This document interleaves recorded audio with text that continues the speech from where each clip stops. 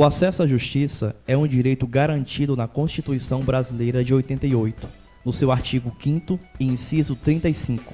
O grande desafio hoje é a efetivação desse direito, pois o que vemos é um distanciamento entre a legalidade e a realidade. Os obstáculos que interferem na concretização integral deste direito na prática podem ser caracterizados como sendo de ordem econômica, funcional, psicológica e ética. Realmente, a questão é mais complexa do que imaginamos.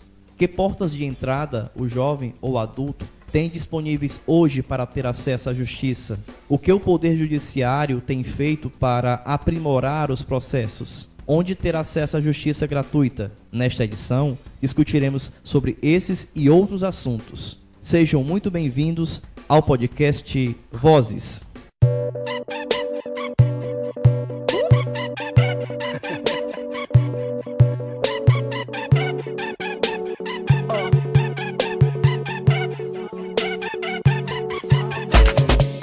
E aí, pessoal, tudo bem?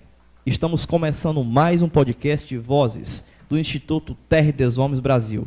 Esse é um espaço criado para dar voz a você, adolescente e jovem, que se interessa sobre diversos temas relevantes à sociedade. Eu sou Jair Melo e, nesta edição, vamos discutir sobre o tema acesso à justiça. O alto custo do processo é um problema que atinge principalmente as camadas de baixa renda da população brasileira. No tocante ao aspecto funcional, a estrutura organizacional burocrática do Poder Judiciário traz morosidade para o andamento do processo. Outro fator relevante é que grande parcela da população não conhece os seus direitos e os meios que o Estado oferece para tutelá-los. Além de tudo isto, devido à cultura da corrupção que se instalou no país, algumas pessoas acabaram desacreditando na seriedade do sistema de justiça. Hoje, vamos falar sobre o tema acesso à justiça. Para discutir sobre o assunto, recebemos dois jovens que fazem parte do projeto Mucuripe da Paz, que tem atuação com a juventude no Grande Mucuripe, em Fortaleza. Eu queria dar as boas-vindas ao adolescente Cícero Silva, que tem 16 anos. Tudo bem, Cícero? Tudo, Jair, e você? Tudo ótimo, Cícero. Obrigado pela sua participação aqui no podcast Vozes. Também está aqui com a gente o jovem Breno Caetano, que tem 21 anos. Como vai, Breno? Bom dia a todos. Tá tudo bem, Jair, é um prazer estar aqui de novo. Tá bom? Poder contribuir aqui com a gente. Obrigado, Breno. E hoje a nossa discussão terá a contribuição da defensora pública Michele Alencar, que é supervisora do Núcleo Descentralizado da Defensoria Pública, localizado no bairro Cais do Porto, em Fortaleza. Muito obrigado pela sua presença, doutora Michele. Bom dia a todos. Bom dia, Jair. Obrigada a você pela oportunidade de estar aqui participando da gravação desse podcast. Bom dia, Cícero. Bom dia, Breno. Vamos começar. Obrigado, doutora Michele, pela participação inicial aqui no nosso podcast.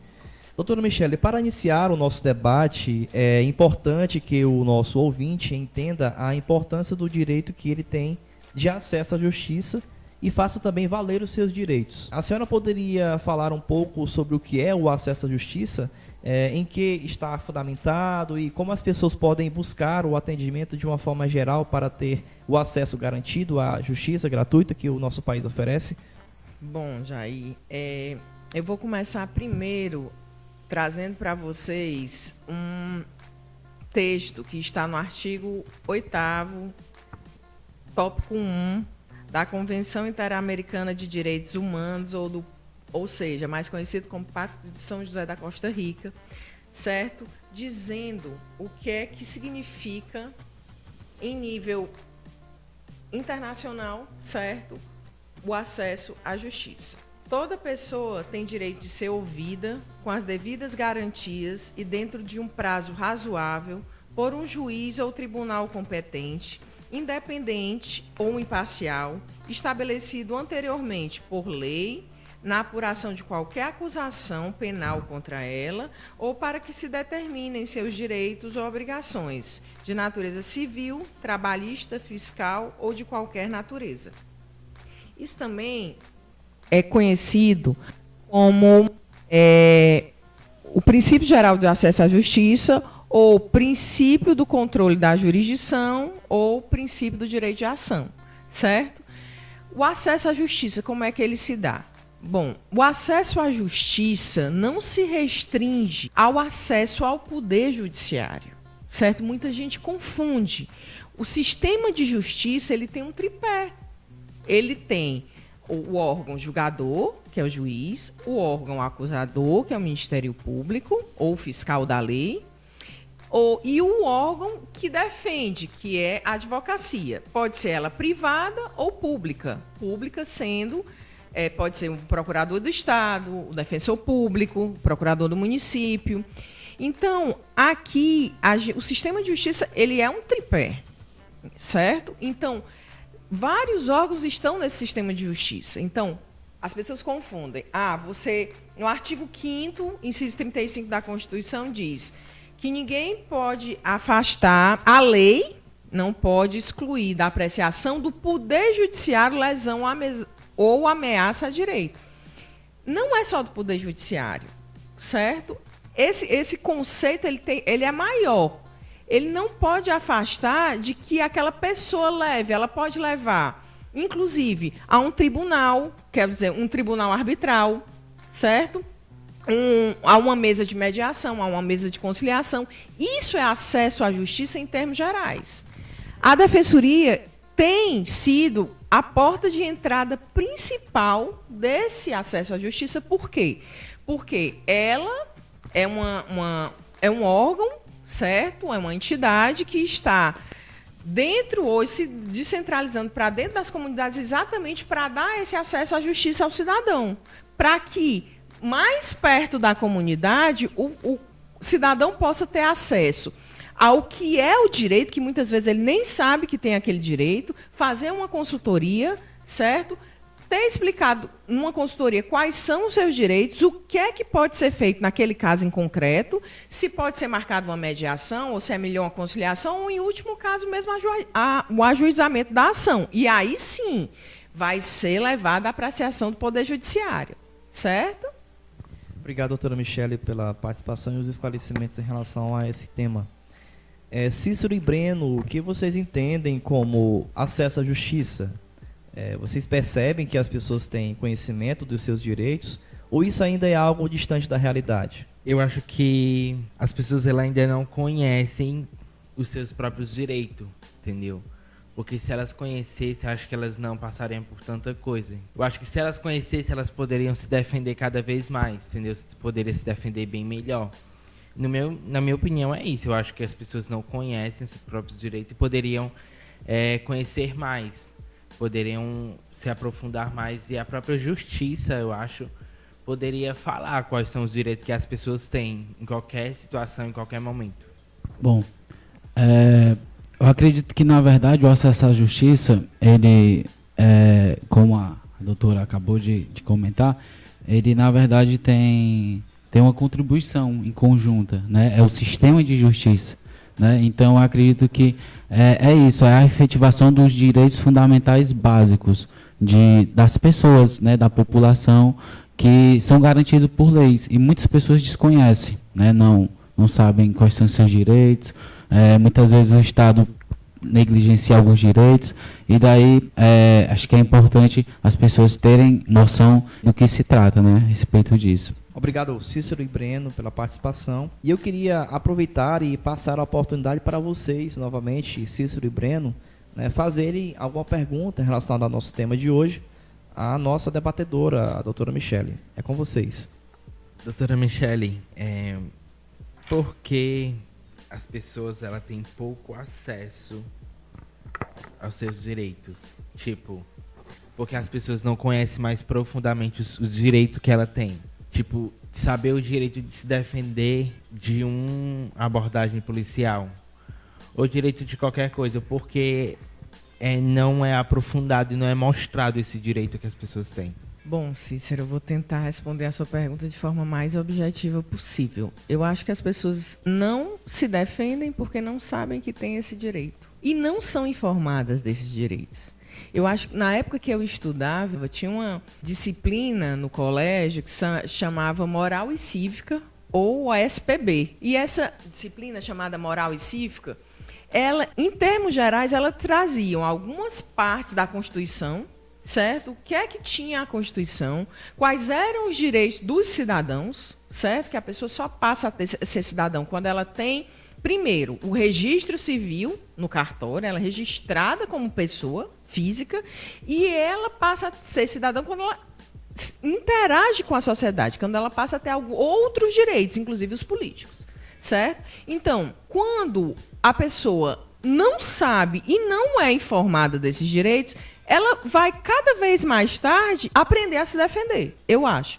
Quando você traz essa disciplina ou traz essa educação em direitos na base, que para mim, Michele, era para ter uma cadeira de direitos humanos, de direitos fundamentais, já no colégio, entendeu? Já no ensino fundamental e no ensino médio.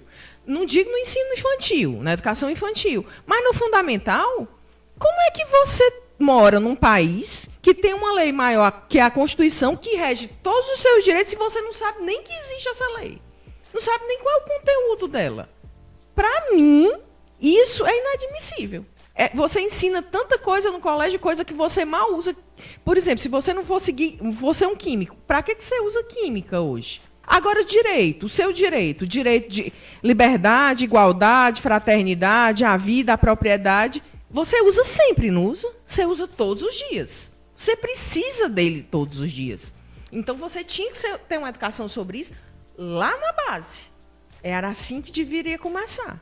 Pronto, aproveitando aqui o ensejo no mesmo sentido, a minha pergunta seria isso. Acho que quais são os desafios que hoje o judiciário, eu digo a senhora, que atua na defensoria, ele encara para se aproximar mais da sociedade, né, para ele estar mais perto, para que, por parte dele, ele facilite essa entrada, digamos assim, né, principalmente da população mais vulnerável, né, que são aqueles que mais necessitam. Bom, Breno, assim, eu sei de algumas iniciativas do judiciário, mas de forma geral. Eu posso falar depois um pouco mais do órgão que eu tenho mais conhecimento, que é o que eu trabalho, na defensoria, certo? Mas do judiciário, eles já estão fazendo uns centros de soluções alternativas de disputas, né? Os CEJUSCs, de resolução de conflitos, que está funcionando no fórum, e que esses centros, eles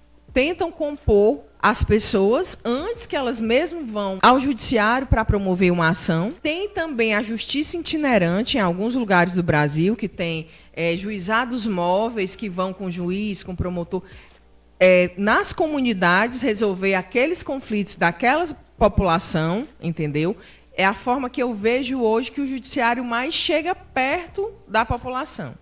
A defensoria, a minha experiência, assim, a defensoria tem chegado mais perto do cidadão, porque, assim, o nosso cliente é a população vulnerável. Basta dizer que 80% das demandas do Fórum Clóvis Bevilacqua, aqui, a nível de justiça estadual, dos 100%, 80% é da Defensoria Pública. O resto, os outros 20% que são advogados particulares.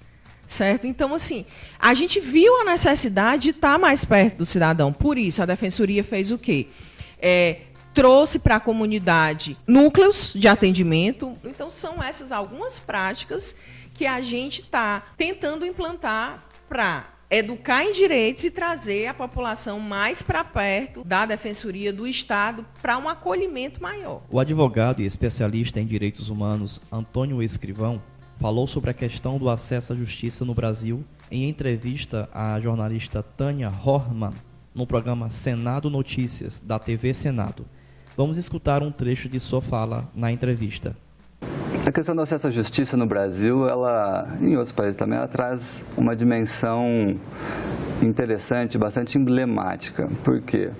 Porque o Brasil ele já é reconhecido como um país que observa uma explosão de litígios. Temos muitas ações judiciais em curso, algo em torno de 100 milhões. É muita coisa. Em um primeiro momento, isso passa uma sensação, uma informação, talvez, de que a sociedade está acessando o sistema de justiça, o poder judiciário, para resolver os seus conflitos. Isso significaria que a sociedade, então, elege o poder judiciário como o melhor dos mecanismos de solução de conflitos, dentre uma imensa gama de instituições, de mediações de solução de conflito. Acontece que os estudos sobre acesso à justiça, desde a década de 70, lá nos Estados Unidos, com bastante influência aqui no Brasil, já conseguiram identificar, através de uma lente para enxergar melhor o fenômeno, conseguiram identificar que a explosão de litígios não necessariamente significa a elevação do acesso das pessoas à justiça. Por quê? Porque observa-se no Brasil, assim como em outros países no mundo, um elevado número de processos judiciais e um reduzido número de sujeitos que estão presentes no ambiente judicial. Muitos processos e poucos litigantes, muito litígio e pouco litigante. Ou seja, quem reclama é um grupo pequeno, mas Exato. com muita reclamação. Exato. Voltamos com o nosso debate no podcast Vozes, que nesta edição discute sobre o tema acesso à justiça. Cícero e Breno, eu gostaria de passar novamente a oportunidade para vocês fazerem uma pergunta à nossa debatedora, a doutora Michele Alencar. Doutora Michele, como é que a Defensoria trabalha para mostrar esse acesso à justiça que as pessoas têm, pode ter, né? Como é que a Defensoria trabalha para mostrar que as pessoas têm aquele direito, que elas podem se defender? O que vocês fazem para mostrar esses direitos das pessoas? Bom, Cícero, a Defensoria, ela age em 2 ou 3 âmbitos diferentes. Primeiro, a Defensoria costuma, agora nós temos um caminhão, certo, que percorre as comunidades tanto dentro de Fortaleza quanto nos interiores. Esses caminhões, lá são feitos atendimentos, são feitas conciliações e tem uma parte também, fora, quando as pessoas estão esperando, de palestras em educação e direito, certo? Defensoria na comunidade.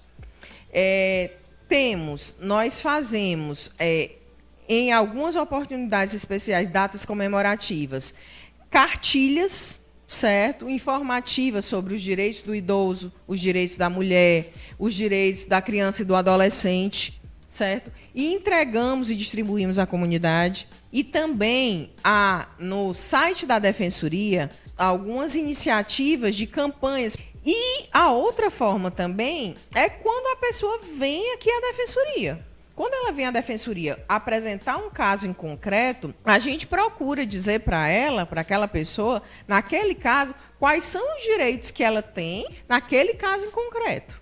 Ainda continuando aqui, a minha pergunta também é nessa linha, mas se dá muito também pela questão do grande montante que a gente tem de ações, né, processuais dentro do sistema jurídico. E daí, a resposta que o judiciário dá à população, à sociedade, parece em si ser não ineficaz, mas eu acredito que meio que as pessoas estão desacreditadas um pouco, né, do sistema de justiça, por um lado. A gente considera isso também por conta da estrutura, né, limite que se tem, né, são muitas ações e tudo mais.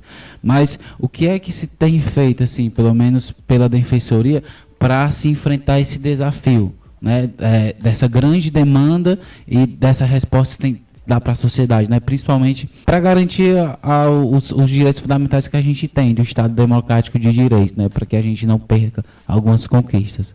Bom, Breno, com relação à sua pergunta, realmente o judiciário, a gente vê, tem até um direito fundamental que foi inserido na Constituição Federal, que é o direito à duração razoável do processo. Duração razoável por quê? Porque exatamente o poder judiciário é assoberbado da propositura de várias ações e ficam realmente várias ações acumulando as prateleiras do judiciário e cada vez mais aqueles processos ficam com uma longa duração, 5, 10 anos para julgar um processo, o que é inadmissível, porque muitas vezes a pessoa precisa daquele direito ou daquele dinheiro que ela tem para receber na justiça para ontem. E ela não tem esse tempo todo para esperar, até que algumas vezes fica para outra geração. O pai ou a mãe entra com a ação e numa ação de inventário ou de liberação de uma indenização, fica para os filhos receberem porque eles não são julgados até a morte do pai ou da mãe.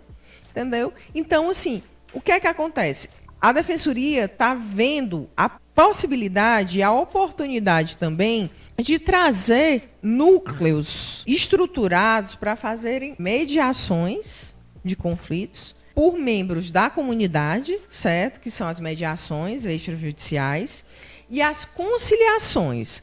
O que é que isso traz, doutora, de diferente para aquela demanda que tem do Poder Judiciário? Aqui, quando a gente faz a mediação, a gente não usa a estrutura do judiciário. A gente não tem o juiz podendo ou devendo dizer o direito para aquelas partes. Elas, empoderadas e munidas dos seus direitos, vão, conduzidas por um mediador, trazer a melhor solução para aquele caso em concreto. E elas mesmas vão resolver as suas demandas. Há várias ações aqui, há vários conflitos que nós já resolvemos só com a mediação extrajudicial ou comunitária e com a conciliação entre as partes. Isso desafoga o Poder Judiciário. Por quê? Porque aquela demanda não vai ser mais uma demanda nas prateleiras do Poder Judiciário esperando que o juiz possa decidir, entendeu? Ela já é decidida aqui dentro da comunidade, na base, e não precisa do recurso ao Poder Judiciário.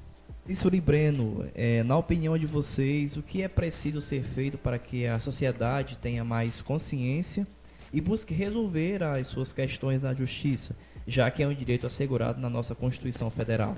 Primeiramente, acho que a sociedade poderia saber os seus direitos, né? E acontece quando vão atrás de resolver isso, resolver algum conflito, resolver alguma coisa na justiça. Acho que deveria mostrar os resultados, né, tanto dos conflitos e depois realmente os resultados, para a comunidade simplesmente saber e ir atrás de resolver essas coisas na própria justiça, já que é um direito de todos, né, saber o que é feito e quais são os resultados do que acontece depois de um diálogo, uma conversa, até uma audiência, alguma coisa. Bom, acho que cabe à população, às pessoas também, após saberem, terem acesso a essa informação, né, de que têm seus direitos fundamentais, né, de que podem procurar certos órgãos, né, do sistema de justiça para requererem suas necessidades, né, enfim. Eu acho que as pessoas, além disso, precisam participar mais da integração social, né, nesse sentido de incidência política, né, de estar meio que buscando, estar participando do que o Estado, o poder público, né, oferta para o seu dia a dia, né, melhor dizendo. Então, eu acredito que a sociedade ela tem um papel muito importante nisso, para que ela junto ela possa caminhar, né. Eu acredito que seja uma via de mão dupla, né. As pessoas elas também precisam, após saberem, né, ter informação dos seus direitos, também precisam cumprirem também com seus deveres, né. Assim, eu acho que é mais ou menos isso. Obrigado pela participação, Breno. O Instituto TDH Brasil firmou em outubro de 2018 um termo de cooperação técnica com a Defensoria Pública do Estado do Ceará para promover ações de prevenção à violência no Grande Mucuripe. Um dos locais onde acontecem essas ações é no núcleo descentralizado da Defensoria Pública, localizado no bairro Cais do Porto. Doutora Michele, o que o núcleo oferece para a população e o que as pessoas devem fazer para ter acesso à justiça de forma gratuita na Defensoria Pública do Estado do Ceará? Bom, Jair, o núcleo descentralizado do Mucuripe, ele atua em conjunto com o DEPAZ, o projeto Defensoria pela Paz, que é um projeto do governo do Estado do Ceará Pacífico, certo? Dentro da comunidade que ele atua lá na Paz, né? E o que é que nós oferecemos? Nós oferecemos lá no DEPAZ, principalmente, a mediação e a conciliação e a consulta jurídica, certo? Para a pessoa saber quais são os direitos que ela tem naquele caso concreto. E aqui, no núcleo do Mucuripe, nós temos tanto a mediação comunitária, quanto a mediação extrajudicial, com advogado, quanto também a mediação, a conciliação e o ajuizamento de ação. A estrutura do DEPAS ainda não nos permite o ajuizamento direto de ação, por isso esse ajuizamento da ação tem sido transferido para cá, para o núcleo do Mucuripe.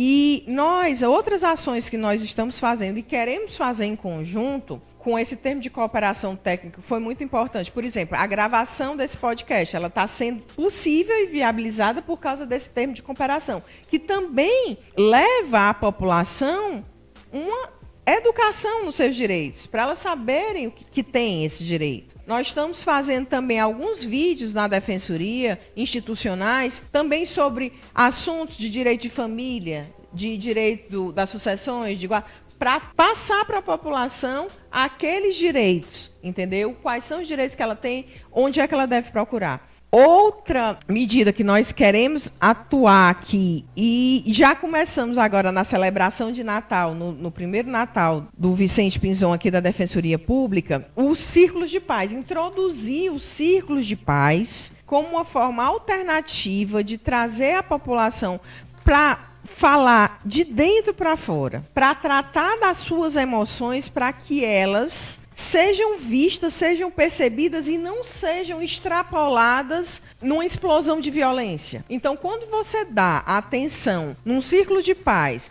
àquela sua emoção, ela vai canalizada da forma correta. E ela não explode em violência ou na família ou na comunidade. Então, é uma coisa que a gente quer trazer agora também com esse termo de cooperação técnica, é uma agenda mensal de organização desses círculos de paz dentro da comunidade. E também teremos, eu acho que 2 oficinas anuais de parentalidade para trazer exatamente os efeitos emocionais, como é que pode ser resolvidos dentro da família quando há uma desestruturação por divórcio, por separação dos pais. Chegamos ao final de mais uma edição do podcast Vozes.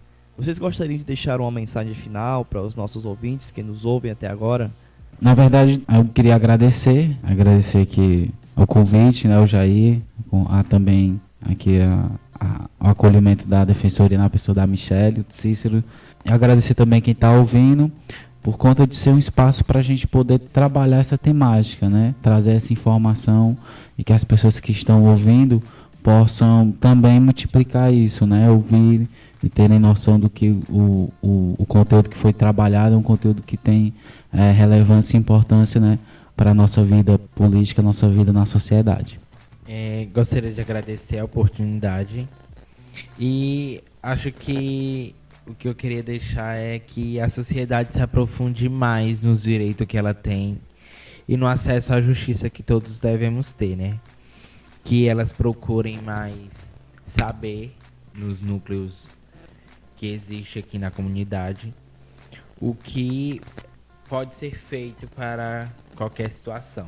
Bom, por fim eu quero agradecer aqui ao Breno, ao Cícero, pela companhia aqui, né, nessa roda de conversa que a gente teve, ao Jair pelas intervenções e principalmente dizer que só tem direito quem procura saber que tem direito.